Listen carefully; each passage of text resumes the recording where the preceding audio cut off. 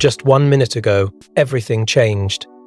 Palace insiders whispered, phones were seized, doors were closed, and then documents surfaced.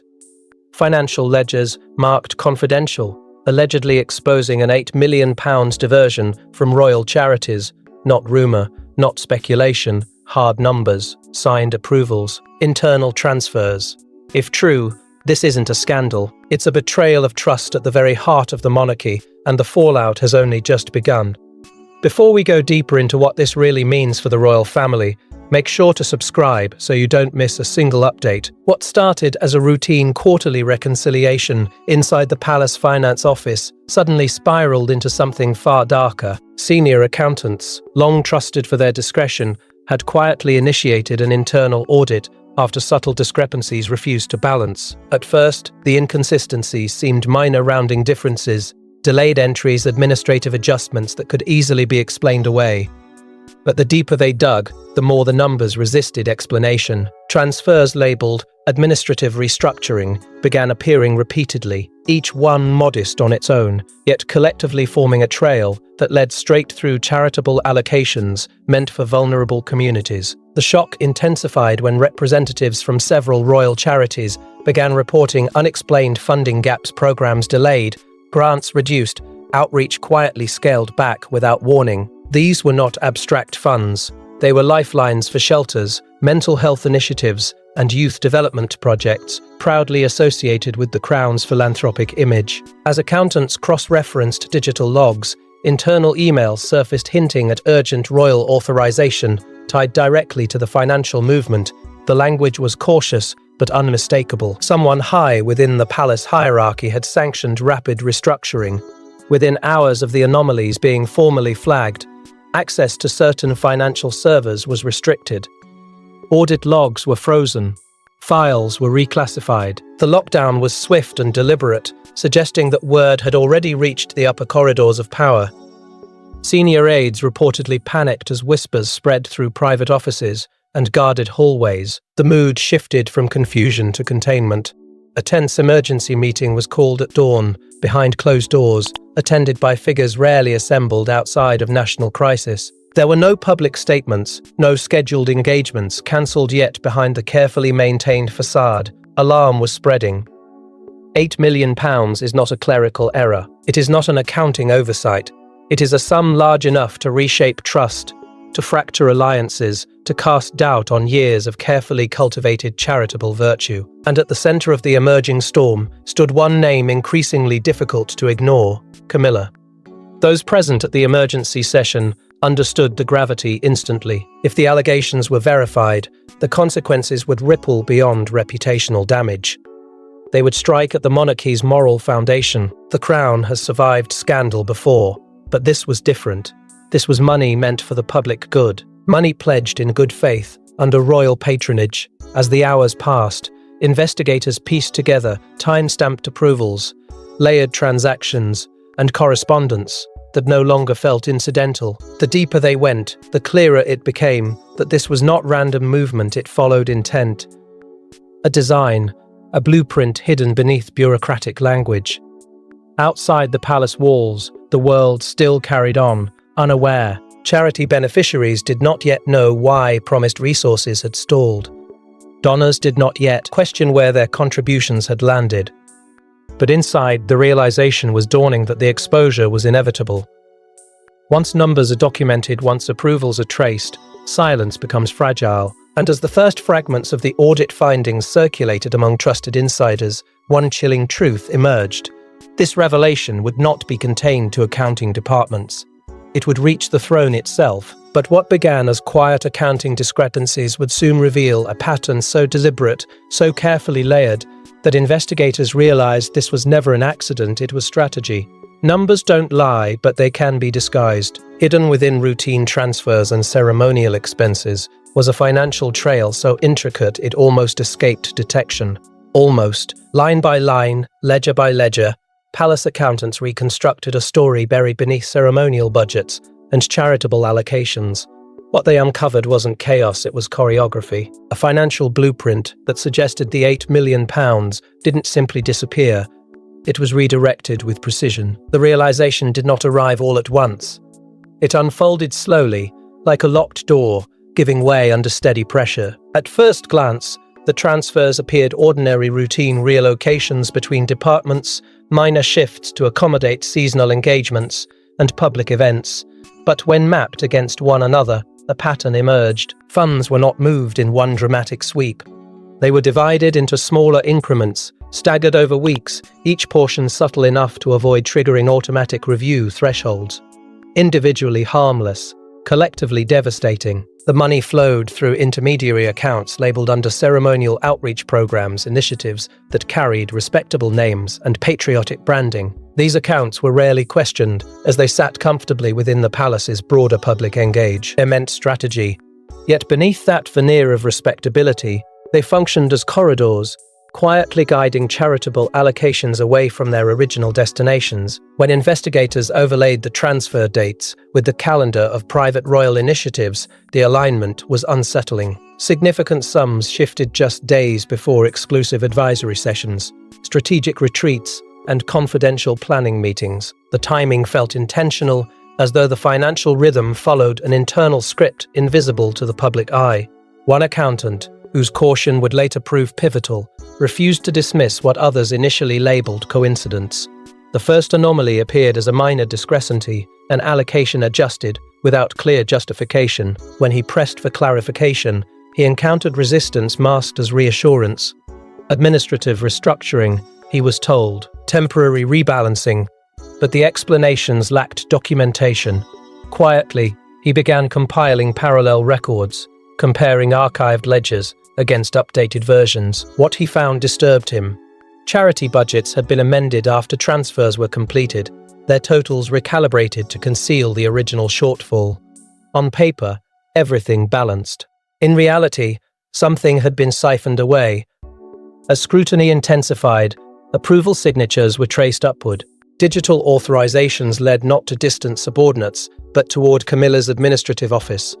The sign-offs were formal, procedurally valid, wrapped in the language of modernization and efficiency. There was no frantic scrawl, no obvious red flag, just calm, deliberate consent embedded within routine paperwork. That was the chilling part. This was not reckless embezzlement. It was disciplined, controlled, engineered. The accountants began to understand that what they were looking at was not a miscalculation, it was a mechanism, a system designed to redirect without detection.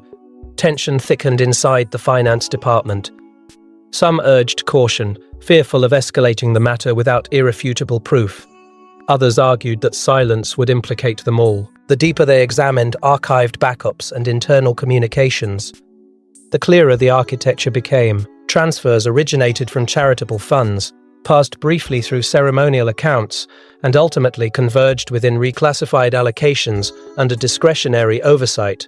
£8 million did not vanish overnight. It moved in whispers, shielded by bureaucracy, insulated by hierarchy, and once the final connection was made, once the full trajectory was visible on a single consolidated report, the room reportedly fell silent. This was no clerical oversight buried in complexity. It was systematic diversion. The implications were staggering. If these findings held, the monarchy's philanthropic foundation had been quietly undermined from within. Trust, once fractured, cannot be recalculated like a budget. And as the paper trail tightened around the palace corridors, the question became impossible to ignore: who authorized this, and why now? Power doesn't always announce itself. Sometimes, it shifts quietly through influence, through access, through control over the right signatures. Over the past year, insiders say Camilla's administrative authority quietly expanded beyond ceremonial duties, new advisors, new oversight, new financial discretion. What seemed like modernization now appears under scrutiny to have created the very channels through which millions could move unseen. At first, the changes were framed as efficiency, a refreshed structure, a streamlined approach to ensure royal charities operated with contemporary precision. Few questioned it. After all, modernization is often applauded, especially within an institution constantly accused of resisting change. But beneath that polished explanation, subtle realignments were unfolding, realignments that shifted not just process, but power. Charitable oversight committees were reportedly restructured, their long-standing chairs reassigned to advisory roles, while new figures stepped in with direct loyalty to Camilla's office. It was presented as strategic renewal, yet seasoned insiders sensed something deeper. Institutional memory was being replaced. Veteran financial officers who had navigated decades of royal philanthropy found themselves quietly phased out or reassigned, their expertise sidelined in favor of fresh appointees who embraced the language of reform, but operated with a singular chain of command. It was not loud, it was not confrontational, it was controlled. And control, in a monarchy, is everything. Multiple charity accounts, once overseen independently to ensure checks and balances, were consolidated under centralized palace review. On paper, this created cohesion. In practice, it reduced scrutiny. Layers that once required dual authorization began to thin. Requests that previously demanded 2 signatures now passed with 1. Protocols long considered untouchable were reinterpreted as outdated. The justification was always the same: efficiency, progress, evolution. Yet each procedural adjustment quietly concentrated discretion within a smaller circle, and at the center of that circle was Camilla's administrative office. Tensions simmered beneath the surface. Long-standing royal advisors, figures accustomed to cautious governance, reportedly expressed discomfort behind closed doors. They questioned whether the pace of change risked destabilizing the monarchy's careful balance of transparency and tradition. Some argued that consolidating financial oversight too tightly around a single office blurred lines that were meant to remain distinct. Others remained silent, wary of appearing resistant to reform, because in royal politics perception can be as dangerous as action. Private meetings focused on what insiders described as financial optimization became more frequent. These sessions, discreet yet consequential, explored ways to maximize impact and reallocate dormant resources. The language was persuasive, the tone reassuring, but when investigators later cross-referenced those meeting dates with redirected funds, the connection felt less coincidental and more calculated. What had been sold internally as innovation now appeared, under scrutiny, as a carefully built infrastructure, one capable of redirecting substantial sums without immediate detection. The alleged bypassing of traditional dual authorization protocols marked a critical turning point. That safeguard had long served as a quiet guardian of integrity, ensuring that no single office could unilaterally shift charitable funds. Its quiet erosion did not spark outrage at the time. It seemed procedural, administrative, harmless. But now, in the shadow of an £8 million discrepancy, it reads differently. It reads as preparation, as groundwork laid in advance. Within senior royal circles, discomfort grew. Not yet accusation, not yet confrontation, but unease, because power, once expanded, rarely contracts willingly. And as whispers moved through private corridors and confidential briefings, a realization began to settle. The financial architecture surrounding Camilla's authority had changed more profoundly than anyone publicly acknowledged. What had once appeared as incremental reform now felt like a deliberate recalibration of influence itself. Yet even as suspicion deepened within palace walls, the public remained unaware until one whistleblower decided silence was no longer an option. Every institution has a breaking point. For one senior palace, a coup d'etat, that moment came when spreadsheets stopped making sense and conscience took over. Facing immense pressure to correct flagged discrepancies, the insider allegedly copied key documents before they vanished from official servers. It was a decision that could cost a career, reputation, even safety.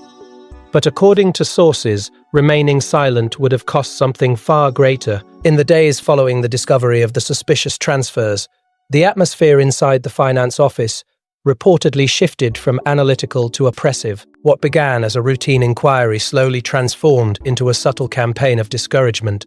Meetings were called, voices lowered, the anomalies were reframed as misunderstandings, then as overreactions. The message was clear: tidy the numbers, adjust the reports, and move forward. The accountant at the center of it all had served the crown for years. Loyalty was not abstract, it was personal. He understood the gravity of raising alarm within an institution built on discretion, yet the timeline of internal communications painted an unmistakable picture. Within hours of formally flagging the discrepancies, Access permissions were altered. Certain transaction logs became restricted. Archived versions of ledgers appeared modified. The explanation offered was technical maintenance, but the timing felt surgical. When he returned to re-examine the flagged entries, several had been amended, their descriptions softened, their trails blurred. That was the moment doubt turned into fear. Whispers reached him that senior figures wanted the matter handled quietly, not investigated, not escalated, handled. He was advised to reconsider the implications of formal reporting. Careers, he was reminded, can be fragile in environments where trust is currency. The weight of that warning pressed heavily. Nights grew restless. Each recalculated figure felt a moral test. £8 million was not a rounding error. It represented promises made to charities, to communities, to vulnerable lives. Adjusting the books would not erase that reality. Anticipating further digital alterations, he acted. Before additional changes could be implemented, he secretly duplicated critical files, original transaction logs, authorization records, email correspondence, preserving them outside the palace system. It was not rebellion. It was preservation of truth. Days later, as predicted, attempts were reportedly made to purge earlier flagged versions from internal servers, but by then, copies already existed. The emotional toll intensified. He confided in no one within the palace. Isolation became both shield and burden. The institution he had served now felt capable of erasing the evidence of its own missteps. Eventually, the weight of silence proved unbearable. Through discreet channels, he contacted external legal counsel, seeking protection before disclosure. The advice was cautious but firm. Documentation must reach the press before it could be suppressed. And so, within hours of securing legal safeguards, the leak reached investigative journalists known for pursuing financial irregularities without fear. The transfer of information was swift, deliberate, irreversible. Once those documents left palace custody, containment was no longer possible. Inside the palace, panic ignited. Emergency reviews were launched not to examine the funds, but to identify the source of the breach. Digital footprints were traced, access logs scrutinized. The hunt for the whistleblowing intensified, transforming corridors of power into corridors of suspicion. Loyalty was questioned, trust fractured. Yet even as internal scrutiny tightened, the documents were already being verified externally. What had once been internal concern was now poised to become public reckoning. As the leak began circulating beyond palace gates, another storm was quietly forming, one that could fracture the royal family itself. Inside the palace, the atmosphere reportedly turned icy, an emergency briefing. Closed doors, raised voices. And at the center of it all, King Charles. Sources claim he was presented with the audit findings late last night, blindsided by the scale of the allegations. £8 million, royal charities, his legacy, his reign. Suddenly, this wasn't just a financial issue, it was existential.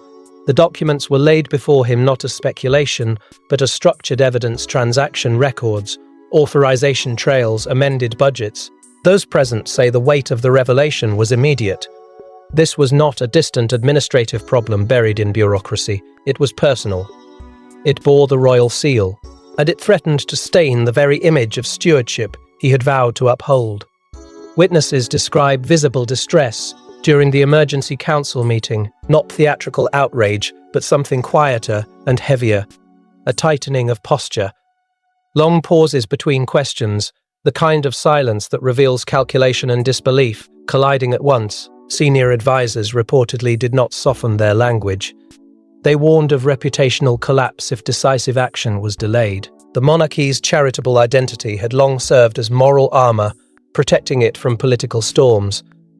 Now that armor appeared cracked, pressure mounted rapidly for immediate clarification, an official statement, a commitment to transparency, some visible signal that the crown was not complicit in concealment. Yet at the center of the tension lay a deeply human conflict.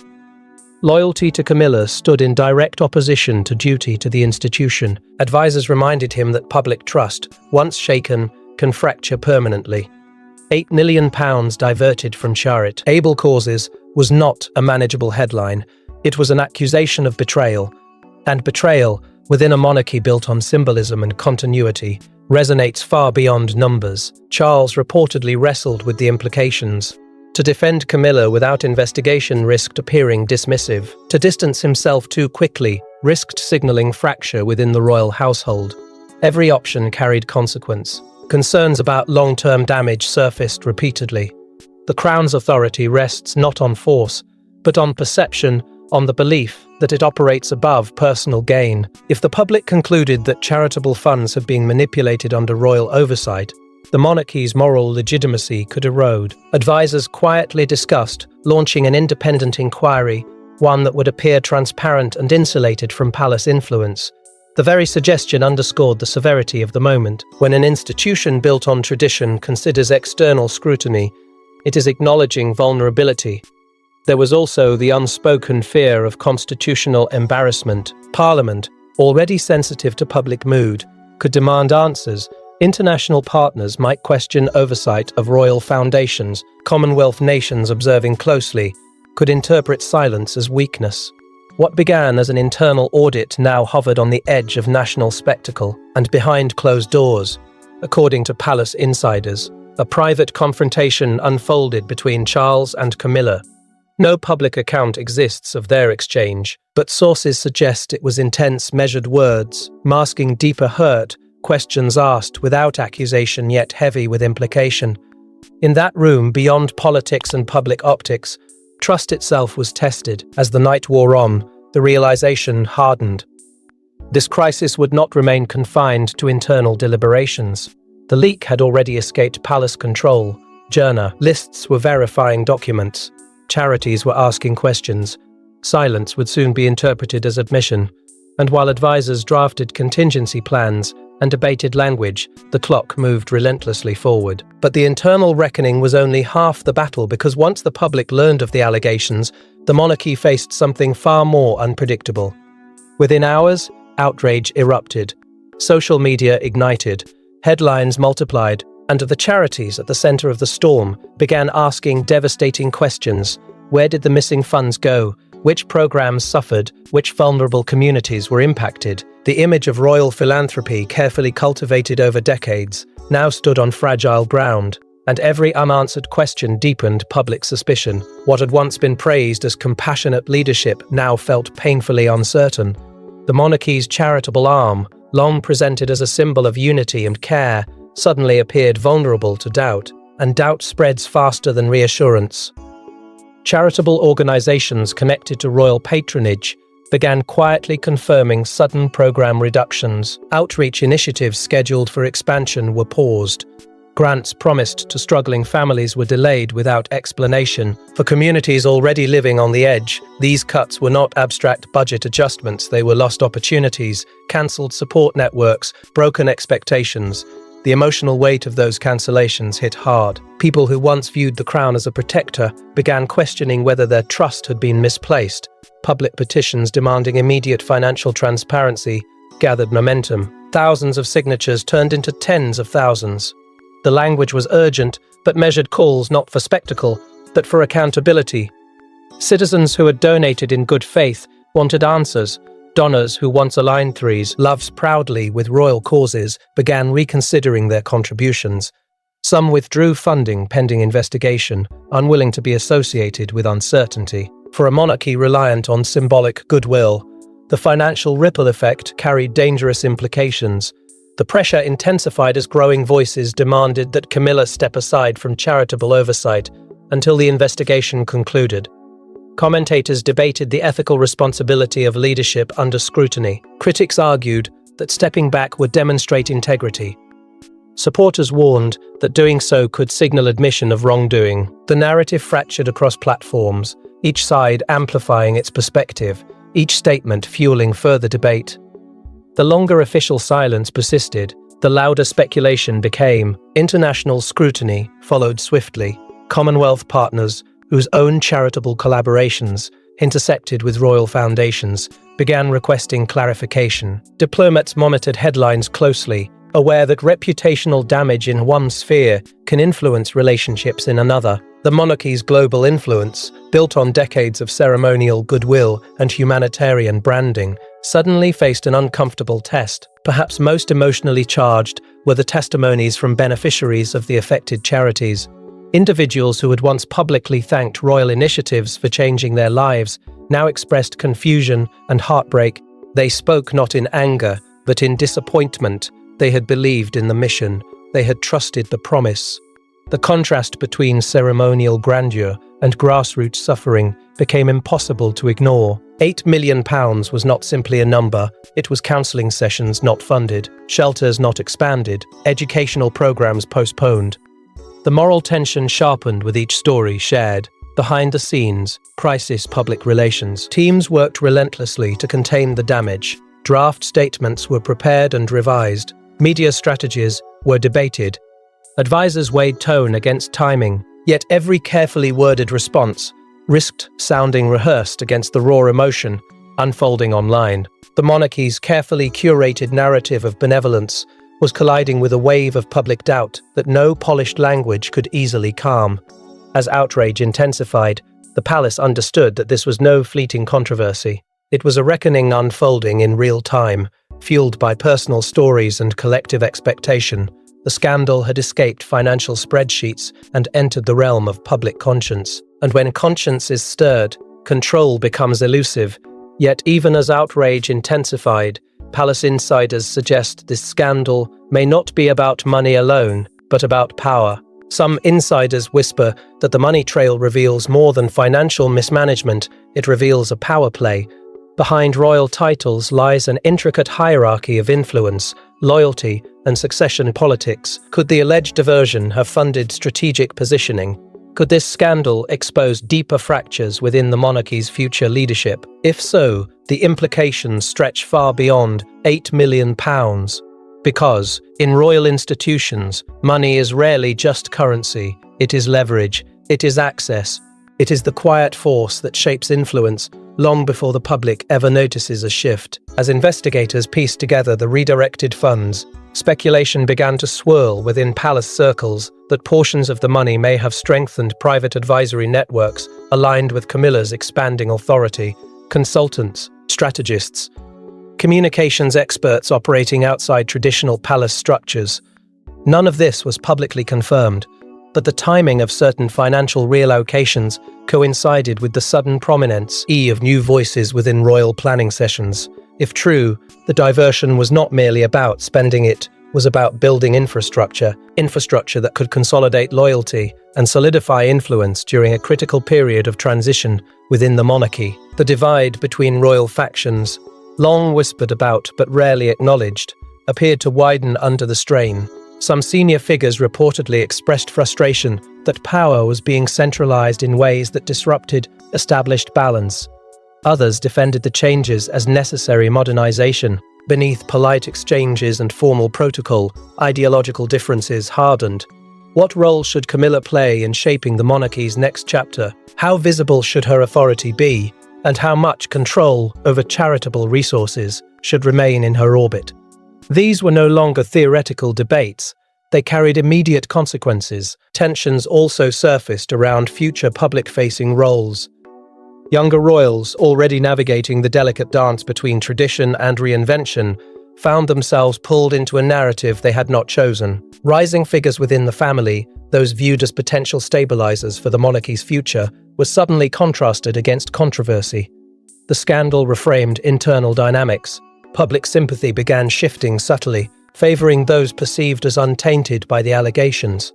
In moments of crisis, influence recalibrates rapidly. Financial autonomy became the new battlefield. Control over charitable funds had once symbolized shared responsibility and unity. Now it symbolized risk. Advisors debated whether oversight should be redistributed, whether new committees should be formed to dilute centralized discretion. Quiet alliances began forming behind closed doors. Conversations not about loyalty alone, but about survival. Because when an institution feels threatened, it instinctively protects its continuity. There was also a growing fear that this exposure could accelerate structural change long resisted within palace walls. Calls for greater transparency, independent audits, even partial modernization of royal foundations gained traction among reform-minded insiders. What began as a financial scandal institutional transformation, and transformation within a centuries-old monarchy is rarely smooth. For Camilla, the stakes were existential. If the diversion was proven to have strengthened her influence network, critics would frame it as calculated consolidation. If disproven, the mere perception of strategic maneuvering could linger. Either way, the power dynamic had shifted. The crown was no longer operating from unquestioned authority. It was defending itself against internal fracture. And just when it seemed the palace had reached maximum crisis, a second wave of revelations surfaced, threatening to widen the scandal even further. As investigators dug deeper, they reportedly uncovered something even more alarming: evidence that the £8 million may represent only part of a larger financial restructuring. Additional discrepancies, older transactions, previously unquestioned accounts. Suddenly, this was no isolated controversy. It was a systemic unraveling that threatened to rewrite the financial integrity of the crown itself. What began as a focused inquiry into recent reallocations expanded into a broader excavation of historical records, and the deeper they searched, the more unsettling the pattern became. Newly flagged transactions surfaced from prior fiscal cycles, smaller sums, dispersed quietly, never large enough to trigger alarm on their own. Individually, they seemed insignificant. Together, they formed a rhythm, a repetition. Investigators reportedly overlaid these historical movements against structural changes in oversight and found correlation that felt too consistent to dismiss. The possibility emerged that the alleged diversion was not a sudden misstep, but the visible tip of a long-standing financial architecture designed to redirect resources gradually over time. Whispers of long-term manipulation began circulating internally. Some officials resisted the implication, arguing that institutional complexity can create innocent anomalies. Others, however, saw intention in the repetition. Patterns do not materialize by accident, year after year. The realization intensified the gravity of the situation. If financial engineering had been unfolding quietly across multiple cycles, the scandal extended beyond individual authorization. It implicated process, governance, and oversight culture itself. To contain uncertainty, external forensic auditors were reportedly brought in discreetly, not announced publicly, not yet acknowledged formally. Their presence alone signaled that palace leadership understood the stakes. Independent examination meant relinquishing internal control over the narrative. It meant accepting that the crown's financial credibility was no longer self-policed. That step, quiet though it was, revealed the depth of concern behind closed doors. Inside the finance teams, panic simmered beneath professional composure. Careers hung in uncertainty. Loyalty was questioned. Staff members who once took pride in serving an institution, built on tradition, now faced scrutiny that extended far beyond spreadsheets. Some feared being made scapegoats. Others feared systemic exposure that would permanently alter the monarchy's operational framework. The tension was no longer theoretical, it was personal. Meanwhile, media organizations prepared for multi-day investigative coverage. Journalists who had initially reported on the £8 million began expanding their scope, requesting archival records and interviewing former palace insiders. The narrative was evolving in real time. Each fresh discrepancy threatened to deepen public doubt. What had begun as a singular headline risked transforming into a prolonged exposé, with new revelations surfacing daily. International diplomatic concern quietly intensified. Commonwealth partners monitored developments carefully, aware that the crown's stability carries symbolic weight across multiple nations. Financial irregularities within royal foundations could raise broader questions about governance standards. Diplomats sought reassurance. Silence was no longer neutral, it was interpreted. Amid this escalation, urgent deliberations reportedly unfolded regarding Camilla's official duties. Should she temporarily withdraw from charitable oversight? Would such a step calm public anger or amplify suspicion? Advisors weighed optics against loyalty, stability against transparency. Every option appeared fraught with consequence. The monarchy was no longer merely defending an individual, it was defending its institutional legitimacy. The crisis had evolved beyond a single accusation. It now threatened to redefine how the crown manages trust, authority, and accountability. And as layers continue to peel back, one chilling possibility lingered. If this was systemic, What else remained undiscovered? And now, as the monarchy stands at a crossroads, the question isn't just whether Camilla can recover, but whether the crown itself can survive the aftershock. The British monarchy has weathered wars, abdications, and scandal, but this moment feels different. Because this time, the threat comes not from outside forces, but from within. £8 million may seem small compared to centuries of royal wealth, but trust is priceless, and once fractured, it's nearly impossible to restore. What makes this chapter unsettling is not simply the scale of the allegation, but the symbolism of it. The crown has always presented itself as a guardian of continuity, a steady presence above political turbulence. Now it stands accused of failing in the very arena where it claimed moral authority, charity, compassion, public duty. Behind palace walls, discussions reportedly turn toward the possibility of a formal inquiry announcement, not an internal review, not a quiet correction. A public, structured investigation designed to restore credibility. Such a move would signal accountability, but it would also confirm the gravity of the crisis. To invite scrutiny is to acknowledge vulnerability, and for an institution built on centuries of controlled narrative, that admission alone marks a turning point. There is also quiet speculation that Camilla may step back from public life, at least temporarily, a withdrawal framed as reflection rather than retreat. Supporters argue it could calm public anger. Critics say it would be too little, too late. The dilemma is painfully clear. Any action risks interpretation. To remain visible invites scrutiny. To retreat suggests concession. In moments like this, perception becomes more powerful than protocol. For King Charles, this may be the defining crossroads of his reign. Leadership is rarely tested during ceremony. It is tested during crisis. How he responds, whether with transparency, defiance, or strategic silence, will shape not only his legacy, but the trajectory of the institution itself. He inherited a monarchy already navigating modernization pressures. Now he faces a storm that challenges its ethical foundation. The decisions made in private meetings today could echo for decades. Public expectations have shifted. Transparency, once requested politely, is now demanded emphatically. Citizens no longer accept tradition as automatic justification. They want clarity. They want oversight. They want reassurance that charitable funds pledged in good faith serve their intended purpose. The debate intensifies between those who believe the monarchy must modernize aggressively to survive and those who insist tradition itself is its strength. The scandal has accelerated a conversation that was already simmering beneath the surface. Meanwhile, younger royals find themselves positioned, perhaps unintentionally, as stabilizing figures. Their reputations, still relatively unscathed, are increasingly viewed as anchors for the monarchy's future. Public attention drifts toward them, searching for signs of integrity and renewal. It is a subtle shift, but a meaningful one. In times of uncertainty, people instinctively look ahead. Yet even if investigations conclude and statements are issued, a lingering uncertainty will remain. Trust, once questioned, rarely returns in its original form. The monarchy may adapt, it may reform, it may emerge outwardly intact, but something fundamental has shifted. The aura of unquestioned benevolence has cracked, revealing the fragile human decisions beneath royal ceremony.